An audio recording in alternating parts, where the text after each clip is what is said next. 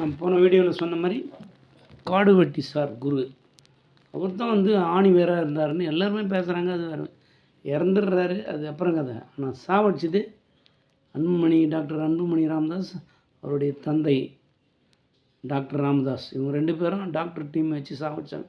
பயங்கரமாக குற்றம் சாட்டுறாரு.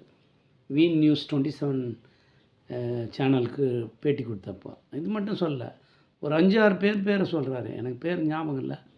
அவங்க எல்லோரும் வந்து வெடிகுண்டு வச்சு மற்ற போட்டுத்தலை எல்லாம் வந்து ஒரு 5-6 பேரையும் சாவடிச்சது இவங்க தான் அப்படின்னு சொல்கிறாரு. ஏன் அரசாங்கம் என்ன பண்ணிக்குது? ஏன் பயப்படுது? யாராக இருந்தான்னா ஷிவமோட்டோவாக இந்த கேஸ் எடுத்து சிபிஐ வச்சு என்கொயரி பண்ண சொல்லுங்கள்.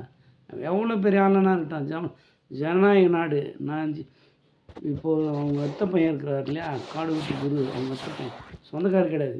பட் அவர் சப்போர்ட்டாக நிற்பேன். ஏன்னா சூழ்நிலை